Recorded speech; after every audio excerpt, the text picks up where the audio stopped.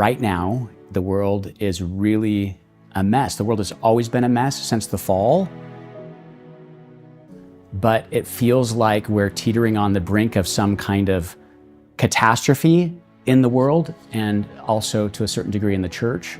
There is spiritual warfare happening all the time. And for most Christians, for most human beings, that spiritual warfare looks like my struggle with temptation and sin in my own personal life.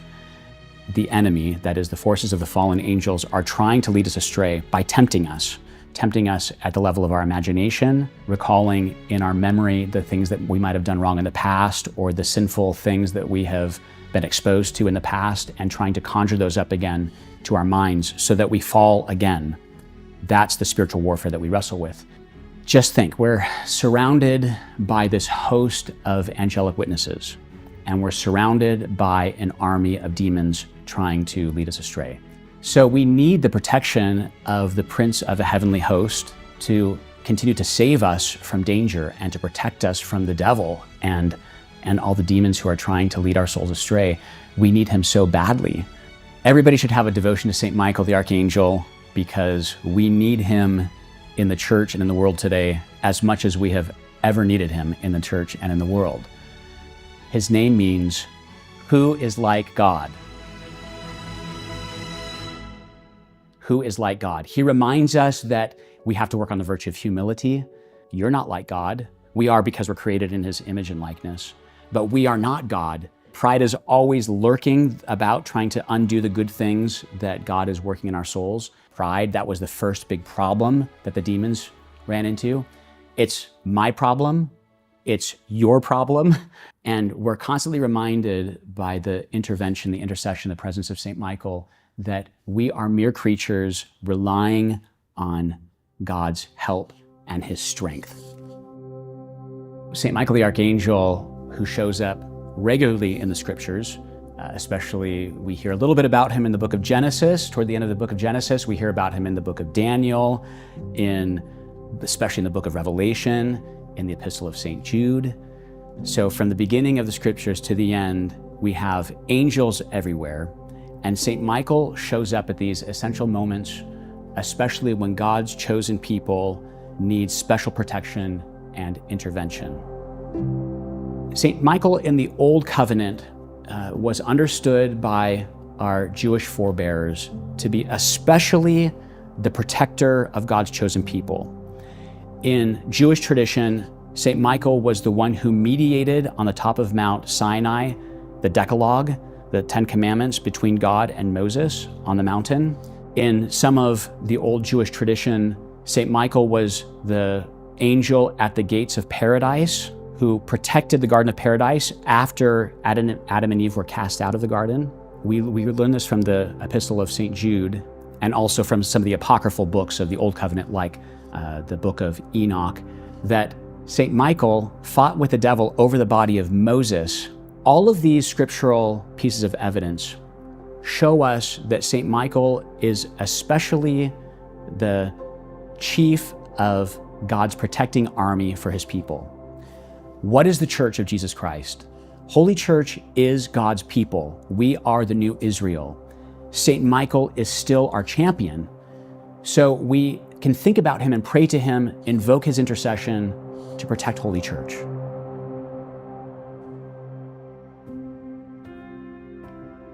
So how to incorporate St. Michael into our devotional life? Well, first, a little bit of where the devotion to St. Michael comes from. Most recently, we have Pope Leo XIII in the 19th century wrote this amazing and beautiful long prayer to St. Michael the Archangel. He had this mystical experience wherein God revealed to him how important St. Michael was and is to protect the church. And so he composed this beautiful prayer out of this mystical experience. From that long prayer, we have the shorter St. Michael the Archangel, Defend Us in Battle prayer that we are all familiar with now. We used to say it at the end of every Holy Mass, and that fell out of use for the last several decades. But recently, here in our country, it's come back into use to pray the St. Michael the Archangel prayer at the end of Mass. And of course, we can pray the St. Michael the Archangel prayer any time of the day. Sometimes people will add it to the end of their Holy Rosary or at night when they're tucking their children into bed. And it's a great way to incorporate this prayer into our devotional life. Moreover, there is the old medieval custom of St. Michael's Lent. So his feast day, along with the archangels Gabriel and Raphael, now in the new calendar, is on September 29th. St. Michael's Lent was an old custom of a penitential period between Our Lady's Assumption on August 15th and St. Michael's Day, Michaelmas, on September 29th. So a period of penance and fasting in preparation for the great feast of the Holy Archangels. We could do that in our devotional life, make a little penitential Lenten period almost, St. Michael's Lent between the Assumption and St. Michael's Day at the end of September. If a penitential period extending from the middle of August to the end of September might seem like a little too much, and it might be for busy people with families and jobs and the end of the summer, how about a novena in preparation for the feast? So 9 days ahead of September 29th of more pronounced prayer, a novena of prayers to St. Michael in preparation for his feast with some penance, perhaps some fasting incorporated into our devotional life, in order to be able to celebrate the feast well. Remember, whenever we are engaging in penitential periods, Advent, Lent, St. Michael's Lent, we're doing that so that we can celebrate the feast magnificently. We're making room in our bodies and in our spiritual lives so that we can celebrate a feast, a solemnity in honor of these great saints of God and these great moments of our liturgical year. And we can do that with St. Michael too.